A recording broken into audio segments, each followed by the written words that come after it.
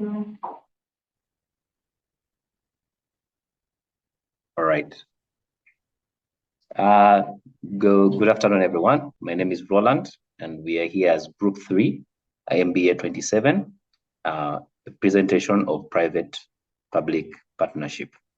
We have two case studies that we were tackling, that is case study 2 and case study 6. Our group members, as you see on the screen, and I will invite Simon to start the presentation. Thank you.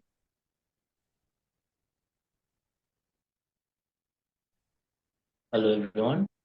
This is Simon Aguma. I'm here to introduce to you our topic, public-private partnership, case study, Karnataka. Karnataka, based in India. What is a public-private partnership? This is a collaboration between the government and the private sector to deliver public infrastructure or services more efficient. So the Karnataka Urban Water Supply Improvement Project, initiated in 2005 by the government of Karnataka, through the assistance of the World Bank, came in place to provide high quality, sustainable water services in the ULBs, urban local bodies. So now here there are two objectives: in improving water supply delivery and private sector participation. So the primary objective was to establish a 24/7 water supply in these demonstration zones through a PPP. So a contract management structure was arranged, responsible for carrying out rehabilitation and management and O&M distribution network. Key features in place: grant funding for capital works, performance-based operator fee, asset ownership with the ULBs. The project was then awarded to Velia Water in 2005, which successfully completed the rehabilitation works and commenced the O&M phase, achieving notable improvements in service delivery in the zones. Kindly allow me to introduce my next participant, Ruth, to take us through the next.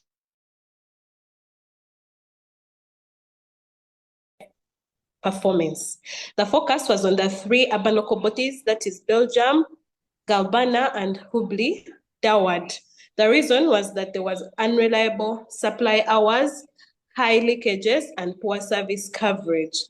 A feasibility study was carried out by Tata Consultancy Engineering to evaluate the technical and financial viability.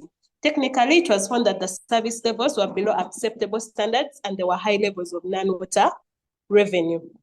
Financially, it was found that these bodies were unable to sustainably fund this project.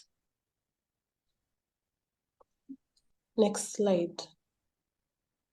The procurement process was a competitive process handled by the private developer, and it was in 2 stages. The first stage was the request for qualification, which was a technical analysis, and 7 international bidders were shortlisted. They went on to the request for proposal, where the criteria was the lowest financial quote at 22 crores, which was won by a French company, that is Compagnie Generale d'Eau. I'll give my colleague to continue. My name is Murungi Sharon Namata, a student of UMI. I'll be proceeding with the process, the PPP process. The next step was the implementation step. Under this, we had 3 phases: the initial assessment, which involved assessment of the existing water supply system, development of a detailed investment requirement, and designing for rehabilitation work, along with a submission for proposal approval. The next was the finance and construction, which took approximately 9 months. Under this, there was securing of finances, construction and supervision began. We also had maintenance of the existing water supply system by the developer. Tendering and contractor selection also happened under this stage.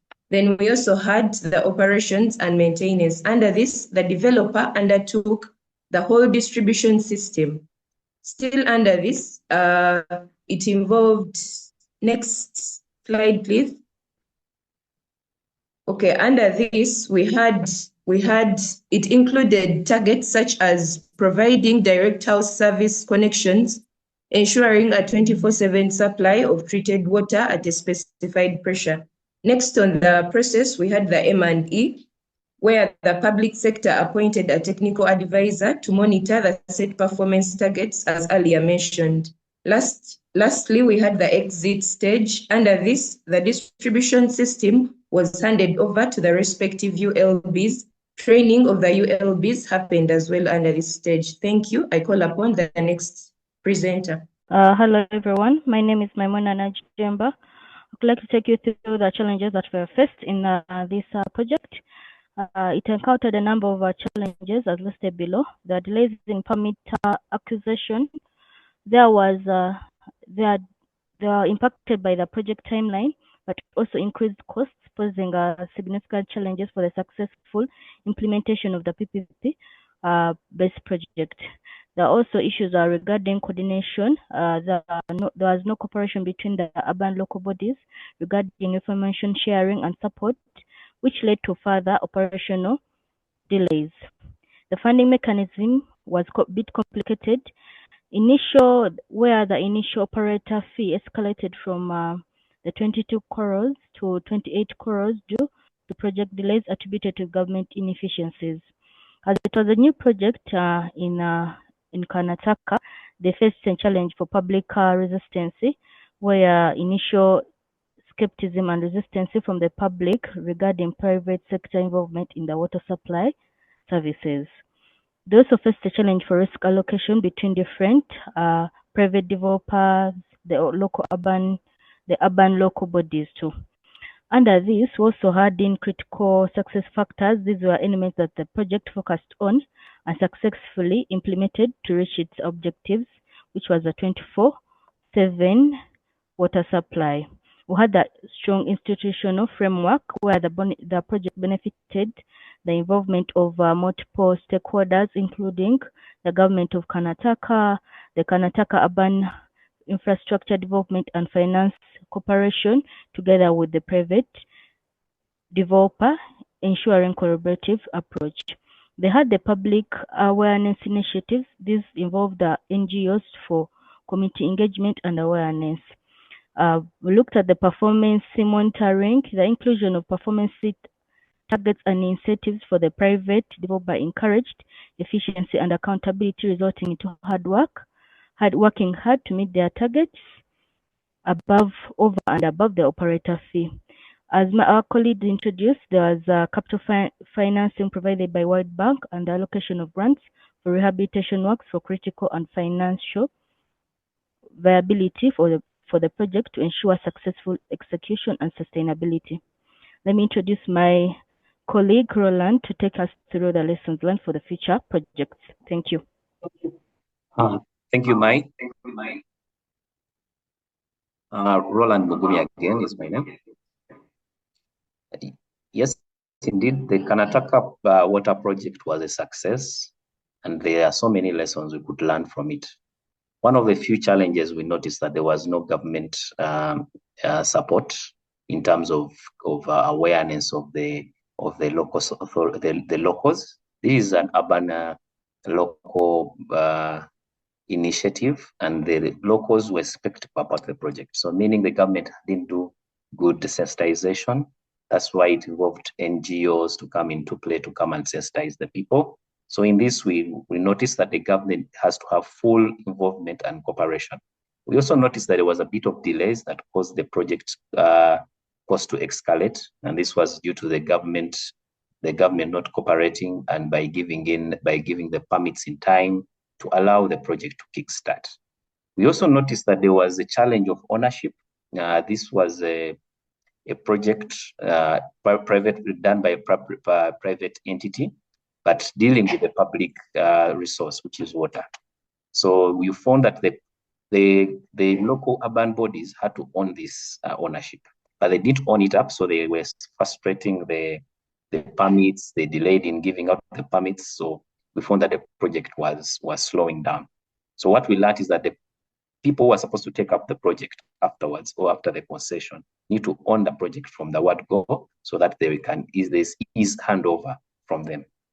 We also noticed that there was preparation for takeover.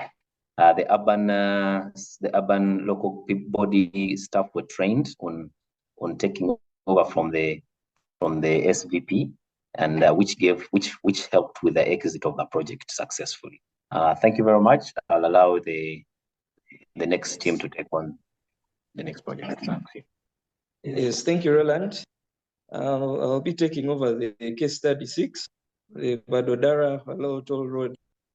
My name is Ogole Bruno Ivan. Thank you. So the Vadodara Hello Toll Road was a project that was between the public and the private sector that helped with the service, that helped bring services like closer to the people within that area. So why this project? The purpose of this project was basically to boost industrial growth and then cut the level. Boost industrial growth, then cut the level of movement from the first point to the other. And this was a 32-kilometer section of the road. So this sector used a method called the build, own, operate, and transfer model, which marked a shift from the old methods. And they used a contractor. The government of Gujarat gave the contract to a private sector, and in turn, the private sector hired a contractor. This private sector was the infrastructure leasing and financial services. So they hired a consortium that helped monitor and the process and the activities taking place. So this was done through the Vision 2010 Infrastructure Master Plan, basically developed by the government of Gujarat, with their aim of developing projects in Gujarat and attracting private investment. The key players here included the government of Gujarat as the grantor of the concession, the infrastructure leasing and financial services, which acted as the developer and financer, then a consortium of Punj Lloyd Limited and Aegon International Limited, which acted as contractors responsible for design, construction, operation, and maintenance of the project. And their objectives mainly were to improve connectivity between Vadodara and Valol, reduce travel time and transportation costs, as well as promote industrial development in the Holal area. Thank you. Let me pass on to my next participant. Thank you. Thank you so much, Bruno. And here I'm going to take you through the PPP process. As my previous colleague has said, it was a build, own, operate, and transfer model. And its aim was to widen and strengthen a 32-kilometer road with a consortium formed form a special purpose vehicle. During the inception process, we see that the government of Gujarati had that in mind to upgrade the 2 existing lanes to a 4-highway lane. And we see that there was a memorandum of agreement which was signed between the government of Gujarati and the infrastructure leasing and financial services. During the feasibility study, we see that a consulting firm was selected through a competitive bidding process to undertake a preliminary technical and economical feasibility. And we see that during the procurement process, a signing of a concession agreement and granting rights to the special purpose vehicle was done to develop and operate, maintain the toll road for 30 years, inclusive of various responsibilities of maintaining the road. And they later appointed a consortium of Punj Limited, which was done by the Vadodara Horal Toll Road. And we see that lastly that there was a bidding process which took place, and the lowest bidder had to be taken up so that the project can start. Thank you. I can hand over to my next presenter. Thank you. My name is Imaoji Grace, and I'll proceed with the PPP process as earlier indicated by my colleague growth. The next step involved development, and the project constructed a 31.7-kilometer four-lane toll road that was completed in a single phase, and this was completed 4 months ahead of the schedule. This highlighted efficiency. The plan also included extensive public consultation, and this led to reduction of resettlement impact, where the initial plan was to resettle 300 families, but only 10 households were resettled. There's also good consideration for environmental and social management plans that were implemented, and these involved planting of trees, deepening of rivers. Then there was also the next level of PPP processes delivery, where the construction phase started in March 1999 and completed in September 2000. However, operations commenced in October 2000. The agreement also stipulated compensation to the private company if the government delayed implementation of approved revisions, protecting the private company from revenue loss. Then the last stage in the process was the exit stage, where we had the original concession period was set to expire in 2030. Though the concession agreement was concluded later, 4 months before the planned closure. And there was also an extension allowing for 2-year increment until the private company achieved its targets 20% return on investment. Thank you. Over to the next presenter. Sabawewa Julia, and I'm going to take you through the challenges first. There was lower than projected traffic and revenue, and this was due to the reduced industrial development investment. There was financial distress and corporate debt restructuring, which was because of the lower toll collection fees or toll collection. There was unbalanced risk allocation, which impacted the road users through a high toll fee rate. And just like any project, there were critical success factors, and this included the earlier completion of 4 months earlier.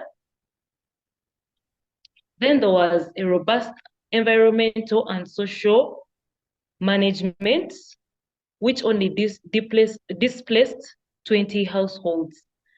I call upon Luca to proceed. Thank you very much, Julia. Okay, from the Valdera project, there are a few lessons and observations we felt we must touch upon.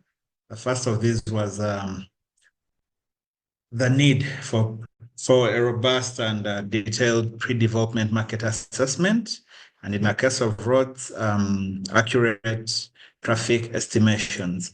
In the project we have at hand, the market assessment and traffic estimations was done based on speculation of industrial development in the area, which never happened. So we are saying perhaps in most instances, it's better to look at what is actually there, or first creating the need before carrying out a project to service it.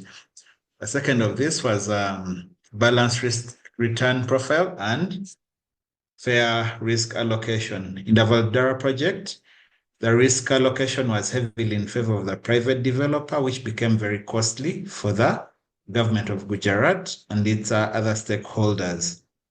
Thirdly, we are considering competitive bidding process, which in the case at hand, if they had done that, then it would have saved them money. Just to highlight the last two, embracing innovative financing mechanisms, and lastly, integrating environmental and social considerations for sustainable development, where the project has to be sensitive to the environment and the community within which it's being implemented. Then looking at a comparative analysis of the two projects, on capital expenditure, the Karnataka project was funded by the World Bank, whereas the Valdera project was funded by private equity and debt. On revenue, the Karnataka project was operator fee paid, whereas the Valdera project was the revenue was got back through toll collections from road users. Operator compensation, the Karnataka project was focused on a fixed and a variable operator fee, which also had incentives for timely performance, whereas the Valdera project was primarily toll revenue, which fell short and had to be made up later on. And lastly, as far as risk sharing was concerned, the Karnataka project, the risk lay heavily with the financiers, whereas on the Valdera project, the risk lay heavily with the implementers. Okay, I think with that brings us to the end of our presentation. Thank you very much, Doctor, and thank you very much, team.